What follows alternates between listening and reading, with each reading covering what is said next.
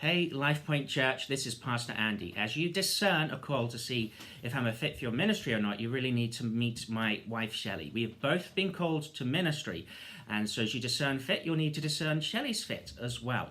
What I love about Shelley, she's a great evangelist, really good at meeting strangers, getting to know them really quickly, making them feel comfortable, very good at inviting people to church. People think I'm an evangelist, but I typically just slipstream off Shelley's ability. Really loyal friend, very kind person, and she loves to help people. I love her faith as well. She lives it and she walks it. I also like the fact that she's very real, so she doesn't put herself on a pedestal at all. She is as you meet her, and she loves to share her gifts and share her love of Christ to people. Shelley, would you like to tell us a little bit about yourself? What are some passion areas that you have in ministry? Sure, I will.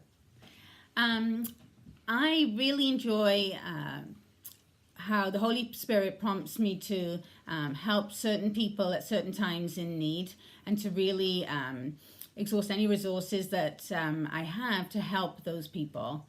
I love to do that, and I also love to connect women, maybe through women's events that I enjoy organizing, and just help women feel valued, both within the congregation and as those who could be invited to be part of our congregation. You're also really good at meeting people where they are. So people like Nicole or JT and stuff. Do you want to share a little bit about that? Yeah, I love sharing my faith and evangelizing to new friends, and then walking alongside them and discipling them, often on a weekly basis, to help them mature in their faith, and seeing the fruits of that is incredible for me. Thank you. And obviously we're not just a childless family. Would you like to share a bit about our family too? Yeah, we have Thank you. we have 3 children, and we have an 8-year-old boy, James, and a 10-year-old girl called Sienna, and we have a 12-year-old girl called Jessica. And I would describe them as pretty lively kids, lovely kids, really sincere, very kind, love to hang out with people whoever they are. They've got a little appetite for mischief, which they get off their dad, but really a lot of fun, so we love them. Anything else, Shelley, in terms of what we like to do with our family? Yeah, for me, I really enjoy doing creative things with my kids, whether it be arts and crafts, and nothing's too messy for us. We enjoy painting and anything challenging, and also I love to do musicals and with my kids, in that they are all actively involved in theatre, which I enjoy myself, but I love to support their interest by doing the costumes for the shows, or hair and makeup, or the outreach events, whatever that may be. That's a real passion for us, and has been for a while. Yeah, mess does not matter. I've come home to a a kitchen covered in straw as they were making, I think, a lion scarecrow for an event or something. Yes, anyway. A scarecrow. Yeah, we're a very crafty family. In terms of what you and I like to do for our time together. Well, first of all, I'd say what I love most is taking part in this adventure that it is to walk by faith.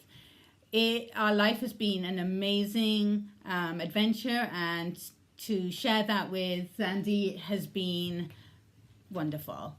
On a more, you love that.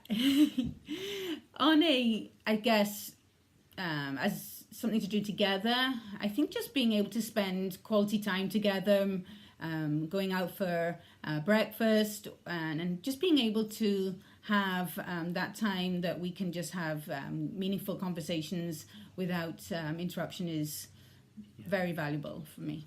Yeah, it's not going to the cinema, but it's anything where we can have a conversation. Shelley, the next bit I'm going to talk about is my ministry experience, so thank you for this help up to date. However, could you there's a kind of a breadth of things I'm going to talk about, but could you give some highlights as to what you think are some strengths, or what you see as gifts that I may have that could help a church? Yeah. I think for Andy, I would say his dedication to what he does, and everything that he does well, but also is able to do all the different tasks that a pastor needs to do in a very efficient manner. Just gets a lot done in a short space of time. But with that, there's no lack of compassion at all. In fact, I love his care and empathy for his congregation, his loyalty to his congregation. And I think that is very noticeable very quickly. Thank you, Shelley. You're welcome. I'm glad we have that on video. I can remember that now. Hopefully, if you like us by video and like some of the stuff you've seen from Vanderbloemen's search group, you get to meet us in person. Our prayer will be that you can discern well a good fit. Our desire is just to be who we are and let you decide for yourselves. So thank you, Shelley. I'm going to do some ministry experience now. So shall I just sit here, or shall I wander off? You can wander off. Thank you. I will. Thanks, honey. Thank you. Bye. It's a Thursday morning before Good Friday tomorrow, and we have a busy week at church, so you're catching us early in the morning at home. I'm going to talk through some ministry experience. What I'm going to talk through is the breadth of ministry experience I have and the competencies that are there.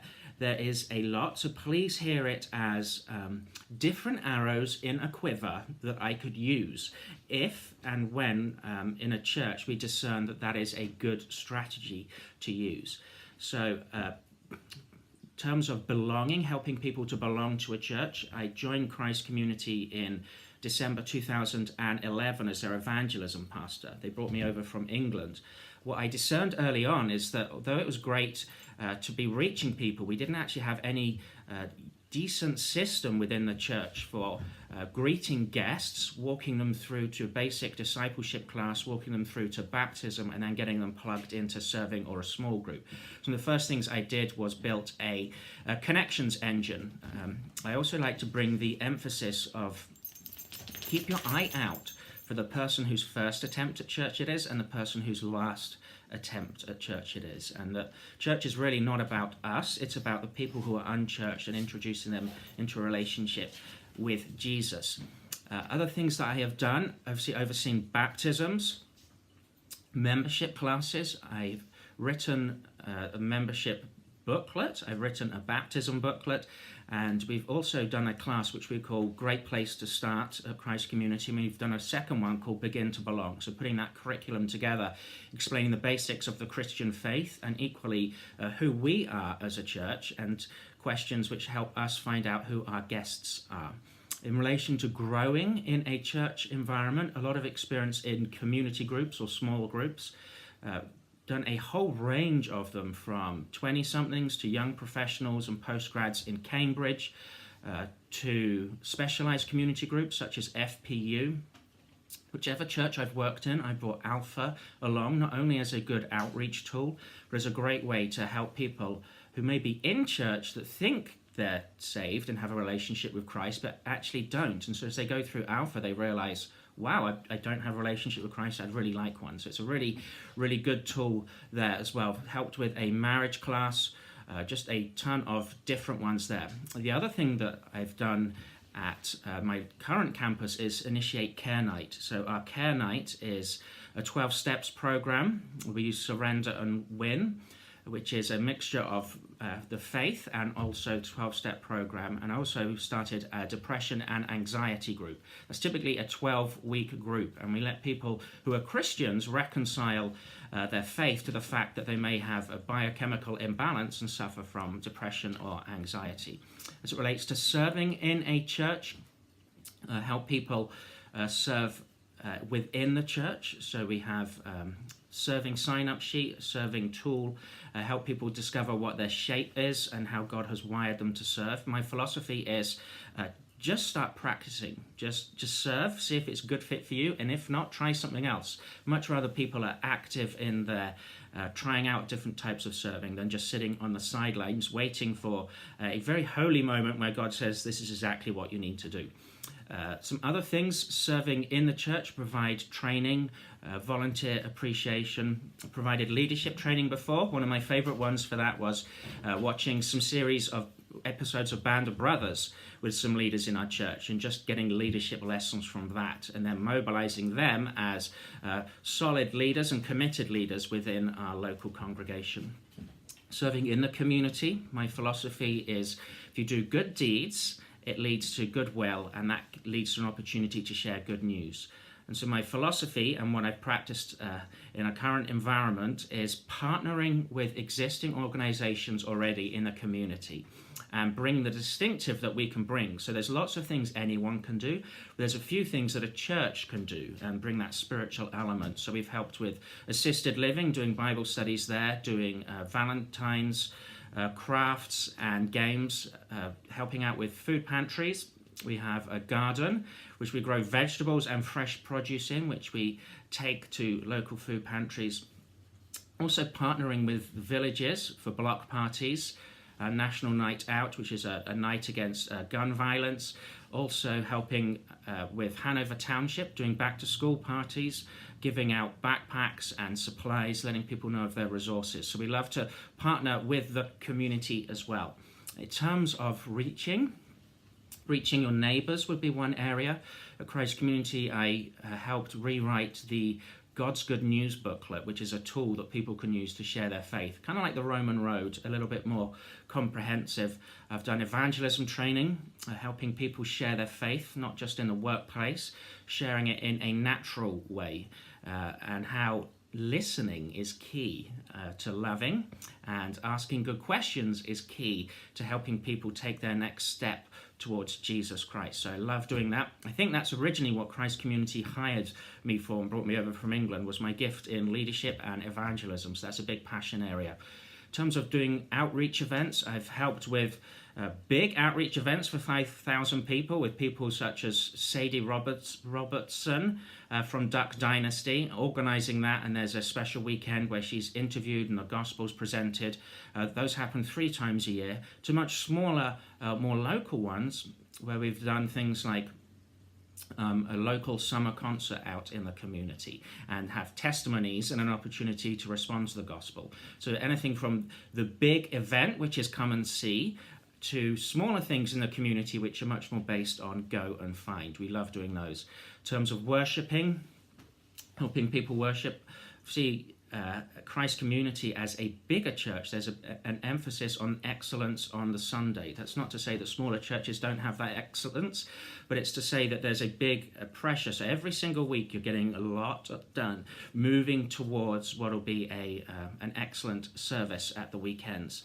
Other things I've done is lead prayer ministries, praying after service for people, doing weeks of prayer, and also helping prayer ministries happen. So just when prayer needs arise, to distribute those prayer needs to people within the church who are part of our prayer teams. I don't do enough teaching, so that's one area I'd really like to grow. When I started as a campus pastor, we had 3 or 4 times teaching a year. We've now got a very, very good second teaching pastor, tremendous guy. With the gifts that he brought, it's also meant that we do less teaching now as a generic rule as campus pastors. So I only now teach once or twice a year, which is disappointing. So we do video link from our main campus. And so that's one of the main reasons that I'm looking for new employment.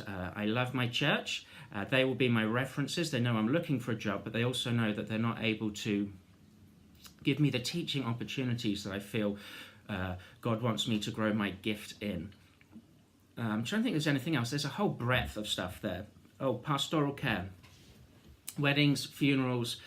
For whatever reason, I've had some pretty unpleasant funerals. Death of children, unexpected passing of very young people. 2 weeks ago, I did a funeral based on a suicide. So a lot of a breadth of experience that has not been pleasant. However, I'm comfortable in those situations. when it comes to pastoral counseling, my philosophy is my role is to listen to the person, discern what God is doing, and then move them into different areas where they can get better. So I believe that small groups where we practice the one anothering are key in relation to how we care for one another. If someone needs ongoing counseling, I will meet for a maximum of 3 times. You develop a collaborative relationship, a therapeutic relationship with a person, which isn't always healthy in a church environment. So I'll listen, discern what the problem is, and then move them out and support with benevolence them as they're getting Christian counseling in the local community. Also like to train our elders up for marriage counseling. I think that's about it. There's lots there.